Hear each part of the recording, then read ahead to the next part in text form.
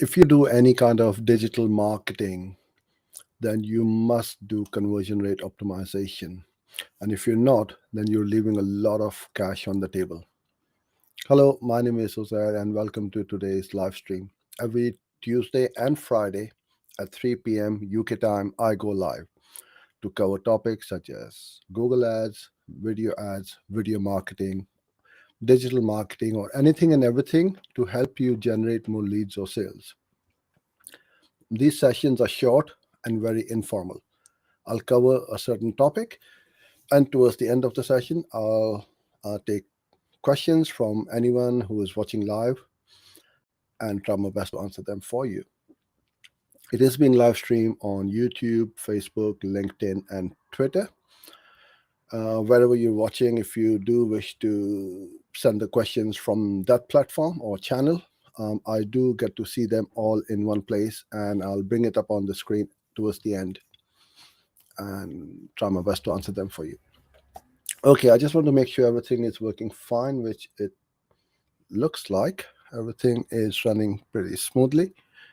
So let's get the show on the road, and we're going to talk about conversion rate optimization, what it is, why you need to do it, and how you can improve your performance of your campaigns, reduce your cost per acquisition, and increase your return on ad spend without having to spend more on ads. Now, we all know ads on whether it's Google Ads, Facebook, um, Bing, LinkedIn, or any kind of ad. These ad platforms are not getting cheaper. They're getting more and more expensive because nowadays, unfortunately, after COVID, every business owner, be it small or big, now realize the power of online digital marketing. You just cannot run your business without it. Pre COVID, a lot of people were getting away with it, but not anymore. And they realized that how they can scale the business tremendously. But when you dip your toes into digital marketing or running paid ads, you will not get it right the first time around, maybe the second time around or the third time around. But as you keep practicing, as you keep running ads, you are going to get better and better. And part of this process of getting better is this optimization. And we call it this conversion rate optimization because if you increase your or improve your conversion rate, you are going to improve um, your campaigns, your bank balance. Pretty much everything will improve without having to spend more on ads. So I'm going to go through some various jargons which confuses quite a lot of people, and hopefully this will make things a lot more clearer as to why you need to do conversion rate optimization and how to do it. All right.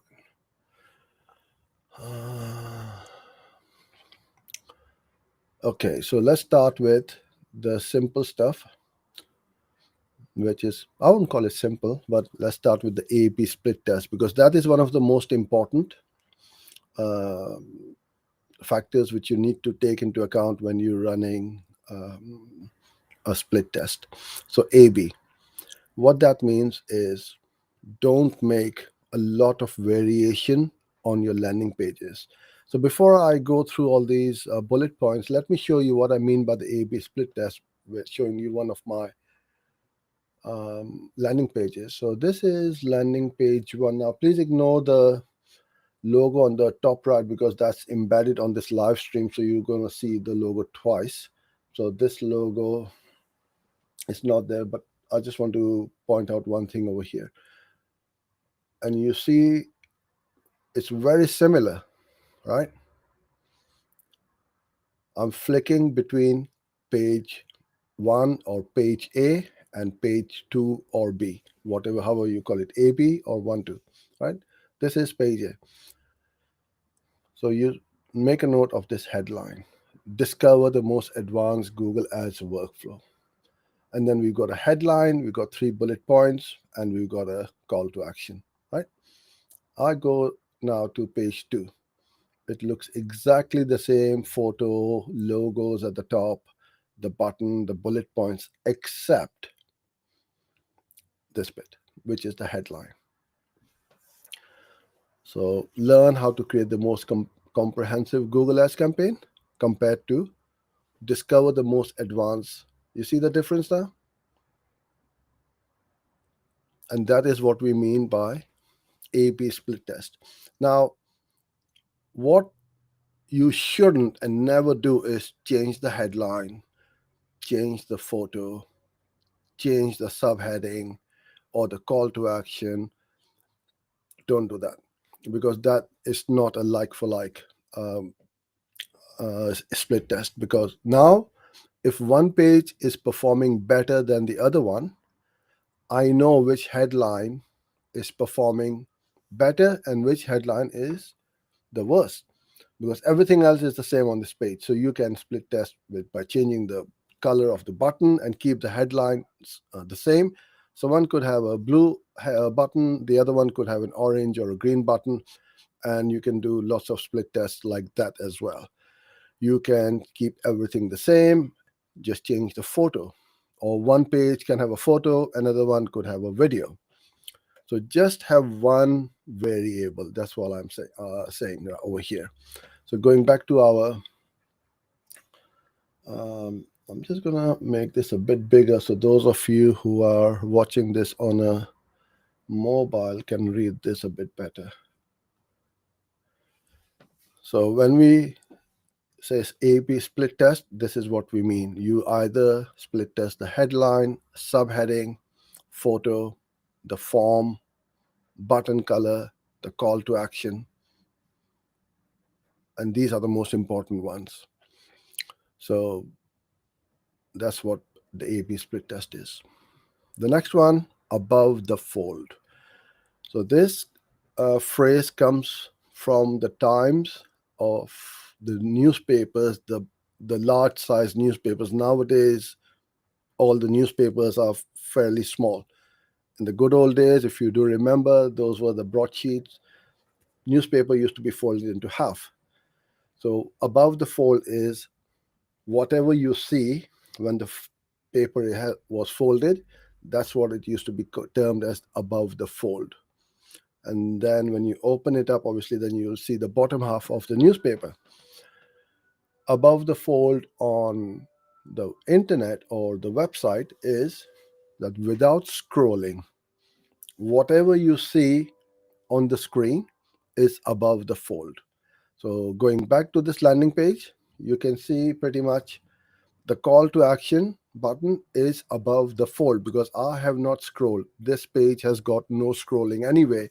But even if it had a bit of scrolling and there was some content underneath this button or lower down the page, whatever you see at the top is above the fold. So ideally, what you want to do is keep your call to action button above the fold. So nobody needs to scroll down the page to find where the call to action button is what you want them to do. So this is what we mean by above the fold. AOV, average order value.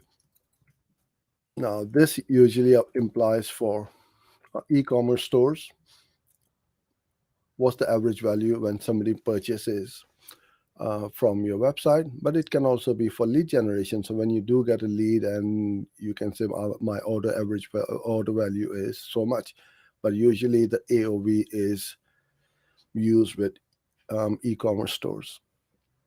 All right. B2B, business to business. B2C, business to consumers. So for me, running a business and running an offer online to sell my services or products, I'm targeting business owners, companies, entrepreneurs, professionals, and so on. So that's in the business to B2B marketplace. But if I was selling an iPhone or drinks or anything like that, cutlery, which anybody can buy. That would be for B2C, which is the consumers, business to consumers. So that's fairly straightforward. Bounce rate. This is always uh, there's always a debate. What's the perfect bounce rate, and what should be the minimum bounce rate or the maximum? So let me explain to you what bounce rate means first of all. So when a visitor lands on a landing page and goes away from that page without interacting with any other page, that means he or she has bounced off. What that means that they landed on a single page session, and that's it, and they did not do anything. Now, if that was the case on a website, then it would be a bit concerning for you, because you want them to browse around, you want them to go around from page to page to see who you are, what you do. So it's kind of like somebody walking into a store and walking straight back out, and the shopkeeper or the owner is puzzled. I get a lot of people in my shop, but they go straight out. They're kind of like bouncing off. What they want them to do is to enter the shop, go around different aisles, pick things up, have a look at the prices. That's the engagement and interaction with that store, right? You want your visitors to do the same thing.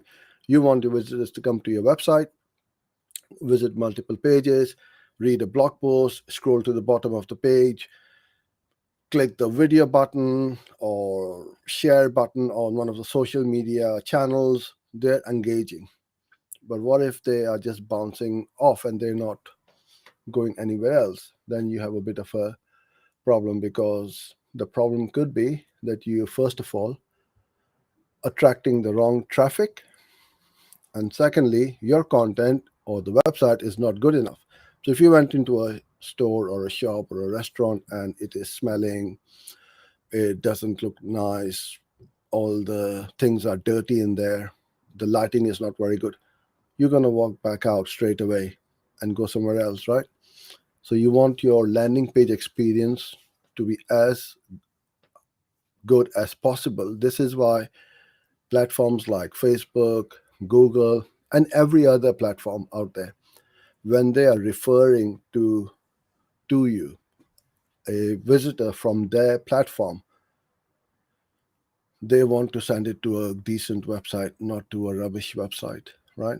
So you are not going to refer to someone who you'd not had good experience with. So if you had hired somebody to do a job for you, they did a great job, you're going to refer them. If they did not do a good job, then you're never going to refer to them. Same thing with the website. If you land on a great website, you're going to get referred, and you will get referrals from other people as well. The other thing is,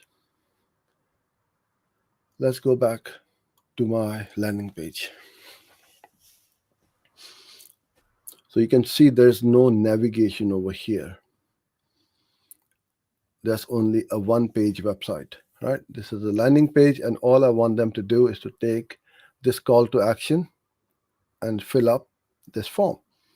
So they're not going to any other pages, which is fine. So my bounce rate will be really high. But as long as the person looking for that information finds it on that landing page and then goes away, that's fine. So if I want them to sign up, or if there was a video on this page, let's say, imagine this was a blog post and there was a video on there which was 10 minutes long. What I want is, my goal is for majority of the visitors coming and landing on this page to watch a video for at least 5 minutes or 3 minutes or something like that. And if they bounce off afterwards, then I know that what I drove those people to that page for, I've achieved my goals. So it all depends on your goals, what you want them to do, whether you want them to watch a video, subscribe to a newsletter, sign up for a masterclass, or download a white paper or a PDF. It all depends on that. So don't get too stressed about the bounce rate as long as you are hitting your goals. That's what I'm trying to say to you. Okay. CTA, which is the short form for call to action. What do you want them to do when they come to your page?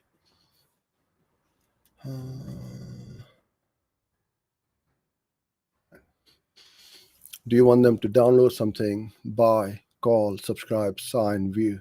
And then usually the call to action button should be nice and big and bold in contrasting color. So don't have a blue button on a blue background. It won't stand out a lot. So have the contrasting color, either blue or orange, blue and green, and so on. And then that's what my CTAs get free instant access, right? So you can have over here free download or free sign up or whatever you want to do. That's the call to action. CTR, click through rate. That's the impressions divided by the clicks. So if you had 100 impressions on your ad and 5 clicks, then your CTR is 5%. As simple as that. You want this CTR to be as high as possible, because if you are not getting the clicks, that means your ad sucks. People don't like what they see. If you are targeting the right keywords or the right audience, the other problem could be that you are attracting the wrong audience. And that's really important. And you can ascertain this by the CTR. You can easily find out how good or bad your CTR is. The other question which I get asked a lot is, what is a good CTR? There's no such thing as a good CTR, just like there's no such thing as a good bounce rate as well. Because you may be running an ad for some non-branded keywords or for branded keywords. Now, if your CTR for a branded search term or keyword is 5%, then it's very low, because people know who they are looking for. Buy Nike running shoes. They know that they want to buy Nike shoes. That's a branded campaign. So in that case, the CTR may be as high as 50% or more, possibly. If they are looking for my name and they will go to Google and put my name in, they know that they are looking for Uzair and not for any other Google Ads guru or expert or anybody like that, right? So for branded search terms, you ideally want your CTRs to be in double digits at the least, or at least 20-25% as the bare minimum. Usually it's a lot higher. And for non-branded terms, I mean, Google says the minimum you want to have is like 2%. But again, improving your ads and optimizing your keywords all the time, taking out all the irrelevant keywords which are not relevant for you and your business or your product, will also improve your click-through rate. Hero image, what we mean by that is that so any image which is your main image is called the hero image. Landing page can be classified as in two ways. One is a blog post could or is a landing page, as well as this one, which is a dedicated landing page for this offer or campaign. There's no navigation bar at the top, right? So whichever you have put, whatever URL you have put in your campaign or your ad, and where you're driving that traffic to, that's what the landing page is. And it could be a blog post, it could be a page on your website, it could be a standalone landing page which is hosted on a subdomain or created in something like Unbounce or ClickFunnels or some other app. Last thing which you want to look at is, well, this last thing for now, for this session, but not literally the last thing, is the customer lifetime value. Very few advertisers, marketeers, and professionals look at that. All they want to do is to get the click on an ad and get that conversion on that first click and make a profit, which is fine. If you don't have a lot of cash and you want to be profitable upfront, not a problem. But you won't be able to scale it. And what I mean by that is, let me try and explain to you in, I'll try and type this. So let's say if a visitor comes in and buys or signs up. Let me give you a good example. This is a subscription offer, right? Monthly fee you buy. So you're selling coffee for $10 per, per month, subscription for a coffee business.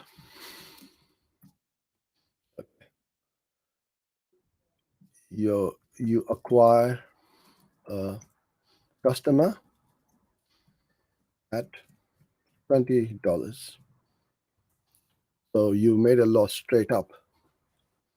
And you'll think, I can't sustain this because every time I get a customer, I'm losing $10 and I'm going to run out of money very quickly. But if you were to know, or you're projected that every time I get a customer and they stay with me for 5 months, let's say, at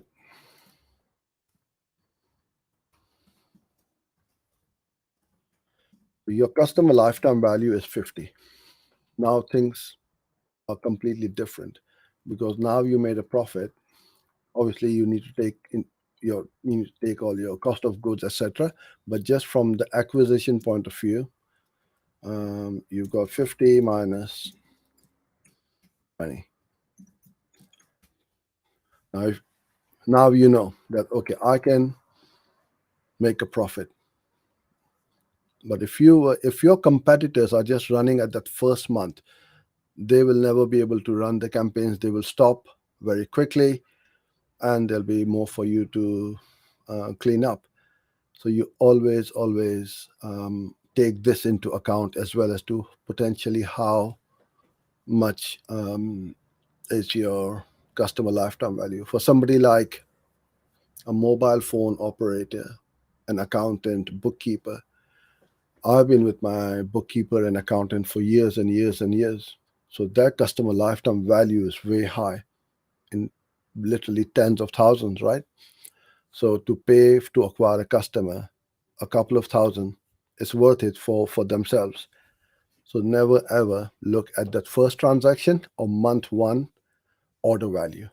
Have a look as to how much you are getting your repeat customers. Because if you're not getting repeat orders or repeat customers, then there is a basic or a big flaw in your business model or your service.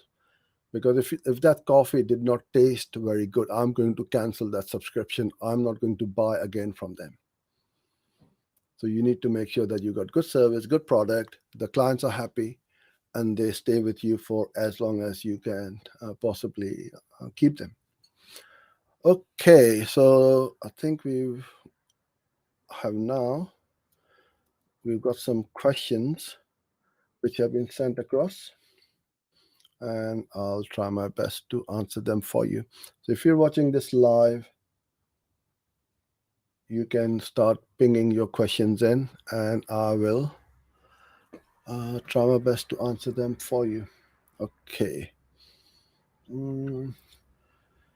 So on your screen, we've got our free Facebook group as well. Please do join in. It's a great little community, growing community for like-minded professionals, and we aim to help each other. If you've got any questions, problems, put it in there. There's lots of people who are enjoying the community and getting great value from it, and it's completely free to join in. The other one is we've got a masterclass over here on this URL on the page, and you can sign up for free and see how Google Ads automations can help you improve your performance of your campaigns. Okay, so I'm going to go to the chat now.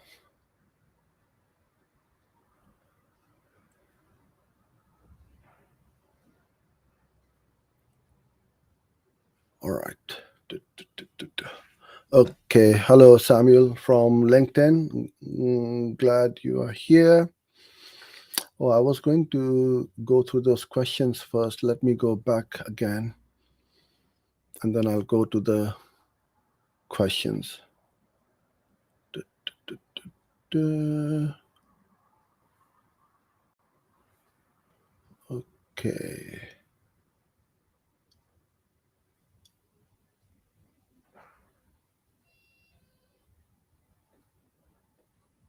All right. We're back now. Uh,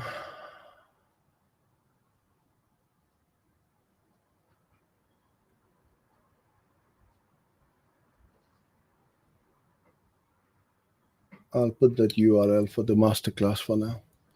All right. So the question is, some say I need to keep the landing page super short, no scrolling. Others say do at least 1,000 words of text. What do you recommend? It's a great question, absolutely wonderful question, and something which a lot of people and a lot of you get confused. Going back to my landing page, you can see there's no scrolling over here, right? So super simple, very short landing page, just a headline, subheadline, 3 bullet points, and this can be done within half an hour, right? It won't take you long. You don't need to be a copywriter. You don't need long form. So the difference between this one and the other one, which you're talking about, the 1,000 words of text, is a long form um, landing page. It depends on what your offer is. So I'm just asking you for your name or your email. It's very little commitment I'm asking you, right? But if I were to ask you to buy something from me, even if it is $10, it's a higher commitment level. So the landing page needs to do a lot more heavy lifting, and hence you will need to have lots of text, words, testimonials, social proof, and so on.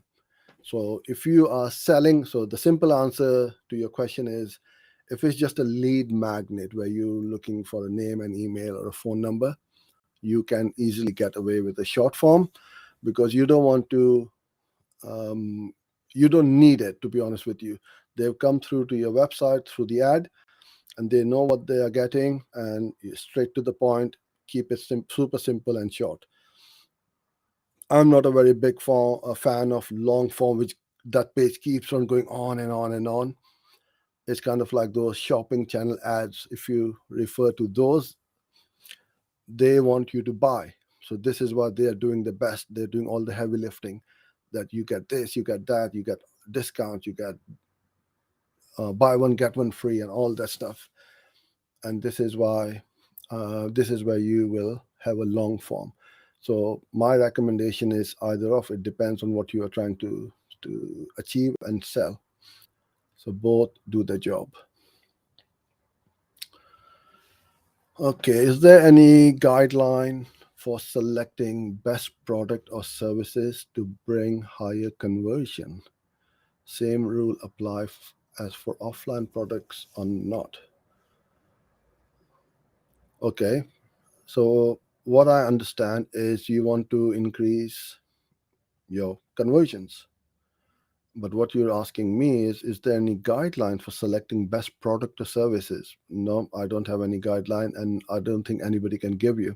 If you're an accountant, you sell your accounting services. If you're a digital marketeer, you sell your digital marketing services, and so on. So there is no such thing as the best, um, any guideline for selecting the best product or service. If you are a digital marketer and you do Google ads, Facebook ads, YouTube ads, and TikTok ads, and all that, yes, then you can select and see which one is your most profitable service.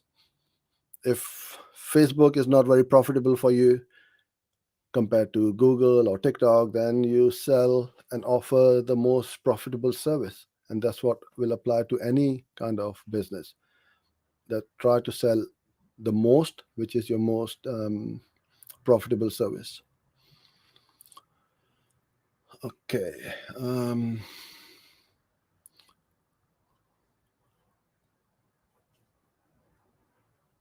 And I hit of returns. All right.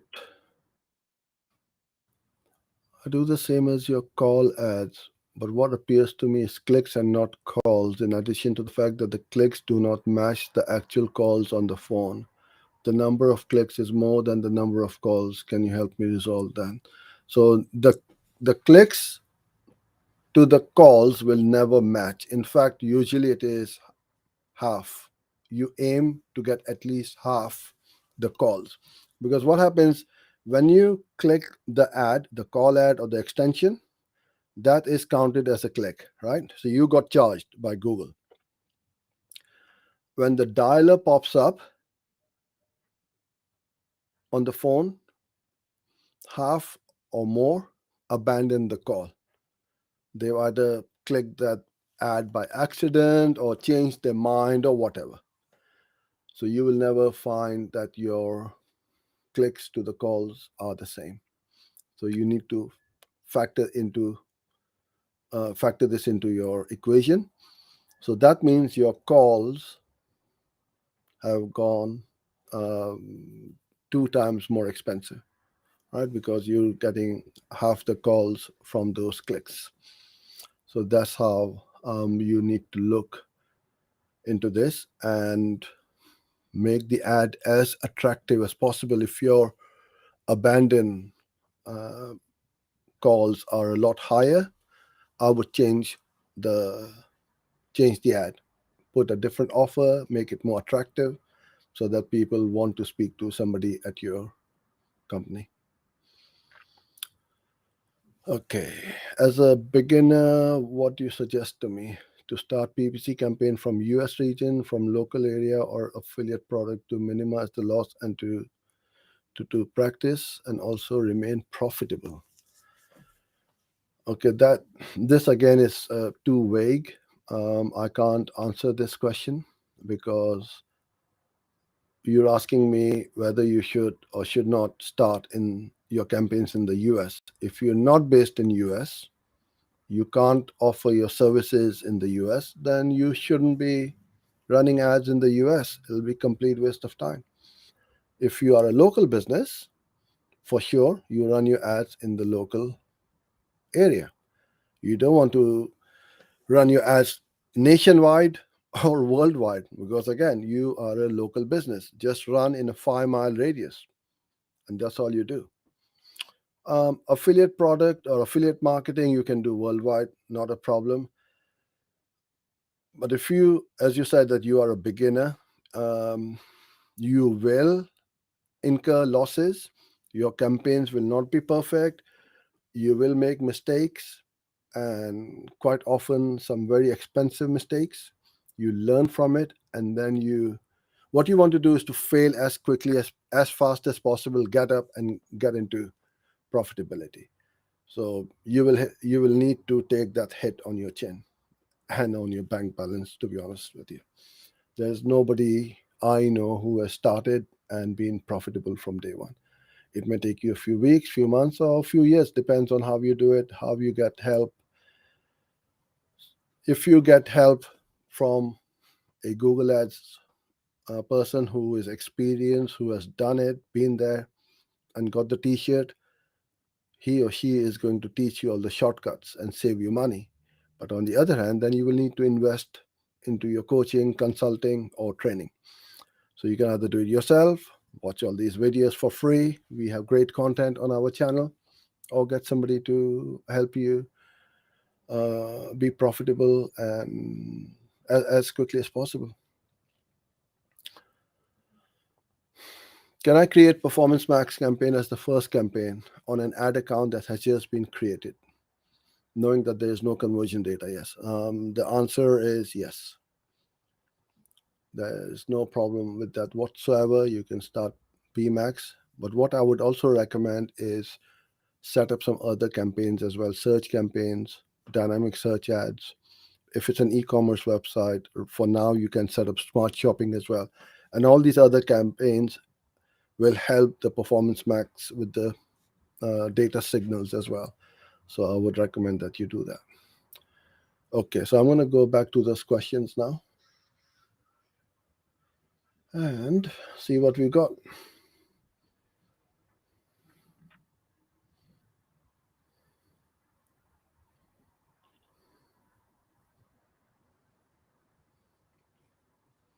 All right. Okay. Hi, Samuel. Thanks for being here. This is just a comment.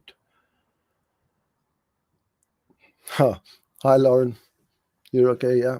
Lovely. You're here as well. And thank you all for being here, because without you guys, I'll be talking to a computer screen. What do you advise on frequency capping ideal numbers? You'll get different answers from different people. So, for those of you who don't know what frequency capping is, it's the number of times an ad is shown to a person in a day, in a week, in a month, or over a period of time. So, usually we refer to the frequency capping, especially for remarketing campaigns. If I've been to your website, or when you have been to a website and then the ads start to follow you around. Um, if it's too much or too many times, people are going to get cheesed off, and then they're never going to come back to you because it's a bit annoying. Um, if you keep a good balance, then it will work very well. For me personally, no more than 3 times a day. Maybe perhaps most of the time we run a frequency capping to two. Yeah, and you said remarketing in your next comment. So twice a day, I would recommend. Is more than enough. Okay, so that's it for today. I think there's one more question from Mike. Hi, Mike. Cool. Thank you for being here, and thanks everyone for being here as well. I hope you have a great weekend, and I'll catch you guys back again on next Tuesday, same time and same place. So till then, stay safe and goodbye for now.